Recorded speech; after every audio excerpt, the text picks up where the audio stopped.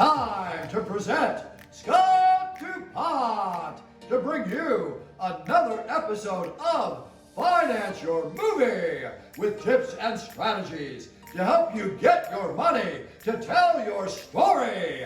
It's time!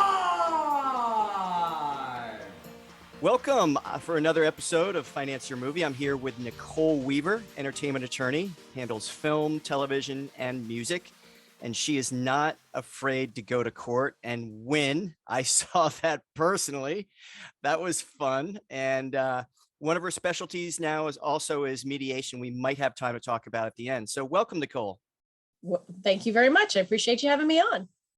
So one of the things that people don't realize about attorneys, and especially you, I found out early on, you have a really, really big heart for people and for your clients. I did not know you donate some time to Big Brothers, Big Sisters of Central Florida, Great Oaks Village Foster Care. Tell me a little bit about how you kind of got that big heart and how you love helping your clients. Oh, the big heart definitely came from my mom and my dad. Got to give them the credit for that. My dad always said, never chase dollars. Always do what you love and do it to the best of your ability. And if you can do that, the money will come. And he's right. That's absolutely right. If you treat people the way you wanted to be treated, and do a good quality job for them, not only will the money come, but that you'll have more clients, more everything. So great advice. Great advice for filmmakers listening too, because there's a lot easier ways to make money. And you really need to have passion and just focus on what you love doing if you're in this business. Absolutely. So in the documentary Movie Money Confidential, which you appeared in, you and I talked about law. And I don't want to really rehash any of that today. You need to go see the movie if you haven't seen it yet. And you'll see Nicole in there, and you have some great legal advice. It was interesting. We had 3 or 4 different lawyers. So it was interesting hearing from different entertainment attorneys and just regular attorneys. But today, I really want to laser focus on how filmmakers can finance their movie. So we're just going to talk about raising the money. How important do you believe networking is in this business and ultimately developing relationships from people that you will then ask to invest in your movie? Well, I think that's where it's all at. If you don't have a good relationship with people, you're not going to feel comfortable asking them for money. And if you don't create and nurture that relationship before you're asking for money, then you don't have anybody to ask. Great point. Yeah. Let's drill down on that a little bit. Sure. So what you just said, if you don't develop the relationship or nurture that, they're not going to be receptive. Then if Scott, I call you up, hey, Nicole, want to invest in my new movie? Mm-hmm. And that's basically what you're saying. Exactly. And I mean, you and I go back 20 plus years, I think, at this point. And do you remember how we met? Florida Motion Picture and Television Association. Yeah, a networking association meeting. So and we've become not just friends through work, but we're personal friends as well. I think developing those relationships, work and personal relationships, I think those help immensely in fundraising, because then you have a level of trust with that person that you wouldn't have with just anybody. And you and I, we've got like 4 or 5 people that we still keep in touch with to this day that we met probably the first week that we all met. Yeah. And I would be comfortable asking any one of them for anything. And also you have that level of understanding that this is a person who's not going to do me wrong. This is a person who's going to do their best to have all the legal contracts in place that they need to have. You develop that business relationship and the personal relationship. Yeah, the trust, because you're starting with a riskier type of investment for the most part. Absolutely, especially when you're dealing with independent film. It could do something, it could do nothing. Yeah, so. Yeah, you have to disclose that.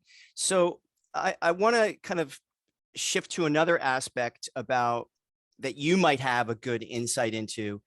How important do you think it is having an attorney attached to the project? I don't want to really go down the legal rabbit hole too deep, but just in terms of a prospective investor, Mhm. do you think it's important to see, because you've seen some of the business plans, the films that you've been really active in, like Ticket Trouble, for example, you're listed on the last page as one of the contacts, entertainment attorney.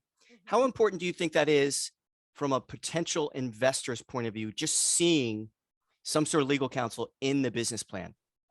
I think that has a huge impact on your investors because they know, especially if somebody is even remotely savvy to this industry, just like we said, you have to have that chain of title for every aspect of the film, for your crew, for your directors, for your writer, for your music. If you don't have all of that in order, you're not going to find a distributor who will look at you, much less give you money for your film. Or sometimes you'll get an advance. That's a little more rare, but they're not going to want to distribute your film. And if you can't distribute your film, it's really hard to make money. Yeah. So I think it helps quite a lot because they have that level of, okay, this person has their ducks in a row. There's a better likelihood for me to be successful. There's a better likelihood of this actually reaching fruition, of being able to be seen by people and being able to have money come in. So the appearance of having some kind of legal contact at the bottom helps. And you're going to have to do a contract with them. If you're talking investment, you have to have a contract with them. And since, they need to know that the legal counsel that they're dealing with during that contract is competent to handle whatever they need to handle. So here's a question I've never asked you before, and this is just kind of a curiosity thing. Okay. Have any potential investors from any of the business plans that you were listed contacted you directly? Like, hey, Nicole, this is so-and-so. I just got the Ticket Trouble business plan. Yes, but usually in the sense of, I have a lot of people who want to hire me and pay me on contingency. So I don't tend to work like that, because a film is just like we just discussed. It's a lot of legal work. And you don't know if the payoff's going to come at the end. Exactly. I did do probably 2 in that regard early on when I was trying to make a name for myself. But after that, I find that it also serves me better to have a little bit of a sort of like a stopgap in between me and the film itself. I can look at it from a perspective of purely an attorney and looking to purely protect that particular group of individuals, that particular film, that company, rather than having a vested interest in a potential conflict of interest. I think that it helps me see the legal aspects a lot more clearly, because I'm not looking at it from a standpoint of, is this going to allow me to earn money that I've already invested in this film? So just to kind of clarify, 1 or 2 people might have contacted you, seeing your name on the business plan, but nobody actually called you up, said, hey, I got some questions about this film, or I got some questions about Scott. I thought you were asking if they were calling me up, asking me to help finance the movie. No. I'm just wondering if anyone Yes. listed in the business plan contacted. Yes. I get contacted all the time for, we're raising, they're raising money now. No, but I meant one of my potential investors. One of your potential investors. One of my potential investors, if they ever saw your name at the bottom of one of my business plans and said, hi, Miss Weaver, I'm thinking about investing, or can you tell me more about this ABC film project Scott DuPont's doing? You specifically, I can't think of anybody other than who you have specifically put me in touch with. Okay. That's contacted me. Nobody's contacted me off the cuff. I have had off the cuff sort of requests of, I'm thinking about investing in this film. It wasn't necessarily one of your films. And I'd like a few questions answered, and I just answer the questions. So from another client, somebody might have reached out to you. Yes. Oh, okay. But So you've always put me specifically in touch with the particular investors. So usually I don't. I mean, it's very, very rare. So here's my point, because I just had a conversation with a fairly new filmmaker. He's working on a second film. I was just taking a quick look at his business plan, and one glaring thing is like, hey, you don't have any legal contact. It can often help whatever attorney you're working with. He lives out in LA, to list that. And he goes, oh, I would never, ever put the lawyer's name in my business plan, because then all these people are going to start calling him, rack up a huge legal bill. And you just proved my point that people, not very many people, are going to call the entertainment attorney or the accountant if you have an accountant listed in your business plan. It's just, it's all about appearance and confidence. Right. It's usually just it's the appearance, because then you have you clearly you have your ducks in a row. They see that you have legal counsel and they know you need it. It's rare. It doesn't happen very much. Usually if I'm contacted by an investor, it's because the person that is asking for the money for the film, like you, is really close to a deal with that person, and they just have a few questions they need to check off their list. Yeah. Got it. And they need to contact me for that, because I have the answers. Yeah. I can explain why I put a particular phrase in a contract or something like that, but it's not often that I get like an unsolicited call from an investor. It happens, but it's rare. So I just want to kind of reiterate to our audience, you're going to have to get some sort of legal counsel at some point anyway. It's much less expensive and prudent to do this all on the front end. You're going to save a lot of money, and then you can have someone also in your business plan. So that was interesting. So any lessons, because I know you have a lot of different clients, and we're just talking about films or documentary projects right now. Don't want to get into music.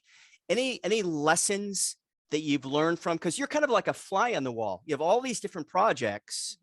You've seen some filmmakers become really successful and raise their money.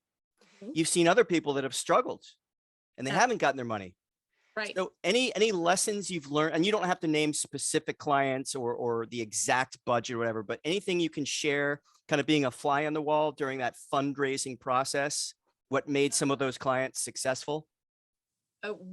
I would say what makes the clients who are able to bring their films to fruition most often, like you, for example, would be the people who are really honest and upfront with all of the highs and lows that the particular investor is going to experience.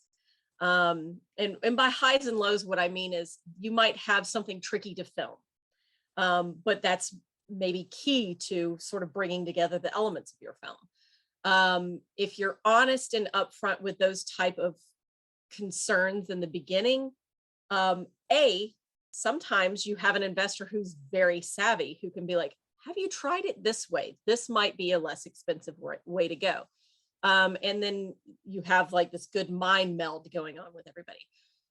You don't have surprises. So your investors aren't going, wait a second, you didn't tell me this was going to be incredibly hard to film and that you were going to have to get, a tower to be able to, have this particular shot or whatever it is. They know it's coming. They're not surprised. They know what is budgeted. And if there's a problem, they did know to expect it, at least a little bit. Good point. So just share all that information up front. Absolutely. The more you do, the more you can disclose up front and just be completely honest, the better off you're going to be. Excellent.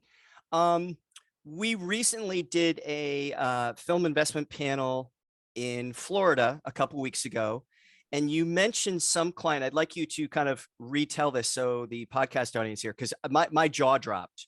There was a particular client. I'm not sure if he was raising money for a slate of films or if it's an individual films, but he had this persistence where he kept reaching out and reaching out and reaching out to lots and lots of people, but he finally got financed?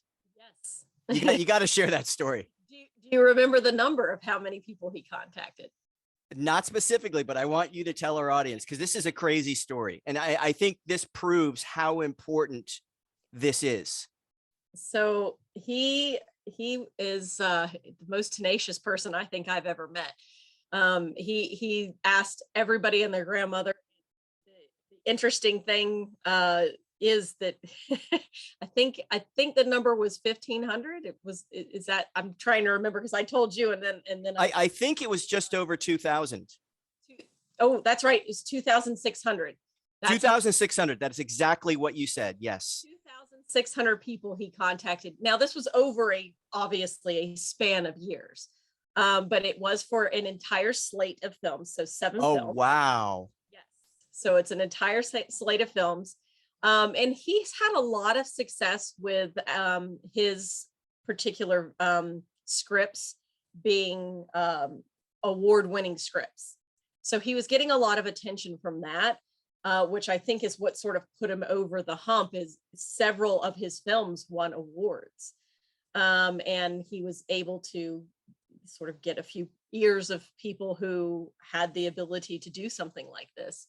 And the funny part is, I think the person who sort of linked him together with everybody was somebody from his gym that he was working out with. Wow. So I'm going to ask you a few questions. If you can answer them, great. If you can't, I understand. Sure. I would love to know the name of this filmmaker. If you can't, that's okay.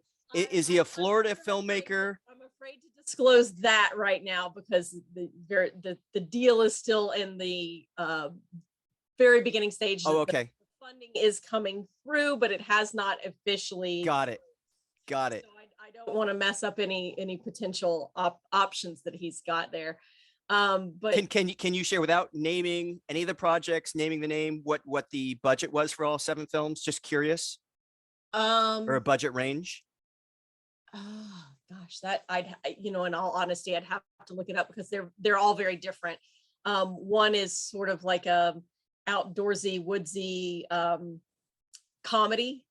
One is a extremely serious drama. And that one's probably the biggest budget film. And if memory serves, it was over $1 million. It was way over $1 million. Okay, so this slate is millions and millions of dollars, whatever the number is. We're talking millions and millions. Absolutely. Okay. Wow. The first one that they wanted to release, which is a comedy, that one has a smaller budget, but sort of like a larger potential payoff. And has some really good talent that's connected to the film also.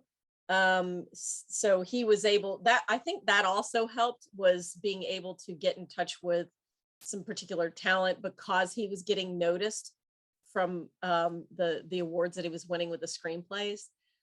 So getting talent attached to that, getting a producer who's got a known name attached to that, all of those little things helped to end up getting the ultimate funding that he was able to achieve. And he had been working on this for, I mean, he had, forget the fundraising, because that took a few years, but he had been working in the industry for quite a while, right? Right. I will disclose this much. He was a Disney Imagineer at some point.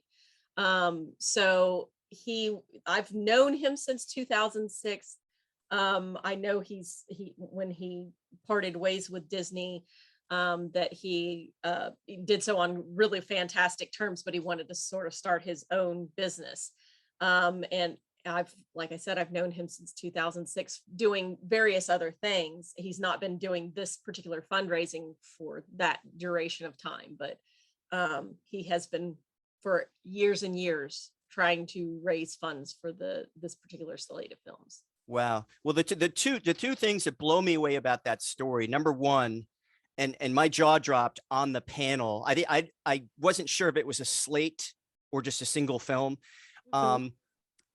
I think the most people I've reached out to is 1,036, because I keep track.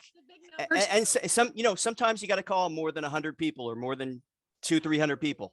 And this just proves that this guy never, ever, ever quit. And I probably know 3-4 dozen good friend filmmakers over the years that have been trying to put together slates of 10 films, whatever. Not one single person I know very, very well has gotten a slate funded. And this guy did it out of persistence. Amazing persistence. Wow. He's very blessed in the sense that he does, like, he's got a few things in his corner. He's won those awards. He's got contacts with Disney that he's stayed in touch with. He's some of the people that are helping to get this off the ground are people that he's known for 20 some odd years. So just like you said, all these little bits, the networking, the having your legal stuff in order, being ready when you're asking for this money. So if you're not even ready, you're asking for money, but you're not even ready to legally move forward. It doesn't look good to that investor. Yeah. And I'm glad you mentioned just being open and transparent about some of the things that aren't so pretty. Like, hey, we got a very complicated, expensive shot, or hey, these film investments can be risky. Just I'm glad you brought that up, because I think that actually helps filmmakers. It does, because especially like with you, I have a level of trust with you. A lot of your investors have a level of trust with you because you're open, honest, forthright with everything. And at the end of the day, because you've been open, honest, and forthright, if you have to ask for like $5,000 more to make that final push, you will get it, and you will be able to finish your film, and you will be able to get it distributed, and then your investors get paid, which is the whole point. Yeah, that's a great point. I wasn't even going to ask you that, but now that you brought that up, we got to wrap here soon. That can be very tricky. Things happen. Normally I'm on budget, under schedule, but every once in a while there can be some things that happen totally beyond your control.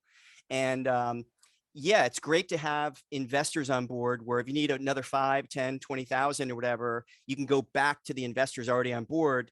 And 9 times out of 10, in my case, and I know some other filmmakers, if they have a good relationship, it's done. You get the money. Right. Absolutely. And sometimes that little bit of money, like maybe you didn't account for enough for the music in the film or something to that extent. And music is sort of the afterthought. So, you say, I just need this last little bit, and then boom, everything starts to fall into place, and you've got what you need to make everything go to fruition. So I'm sorry, Nicole, we are running out of time, but definitely keep Nicole Weaver in mind, not only just for entertainment law, if you're getting ready to, get a film or a TV project or some music licensed, but also remember she does mediation. It's a very, very valuable thing to consider. If you do, hopefully no one listening will get into legal trouble, but mediation is a great thing. What's the best way to follow you or reach out to you, Nicole? My website, www.legalweaver.com. Excellent. And that is Legal Weaver, spelled WEAVER, legalweaver.com. And if you haven't yet seen Nicole Weaver in Movie Money Confidential, go check it out. Thank you so much, Nicole. You're welcome. Absolutely. Thanks for listening. And remember, it's time! There's never been a better time to make your own indie film. And if you have a dream project you're excited about and 100% committed to getting it funded, go to financeyourmovie.com and click on the green telephone button. You'll see our calendar, and if you find an open spot, grab it. You'll get a one-on-one call with me or one of my partners. It will be the best hour you've ever spent getting clarity and strategy towards financing your movie. Thanks for listening, and we'll catch you next week.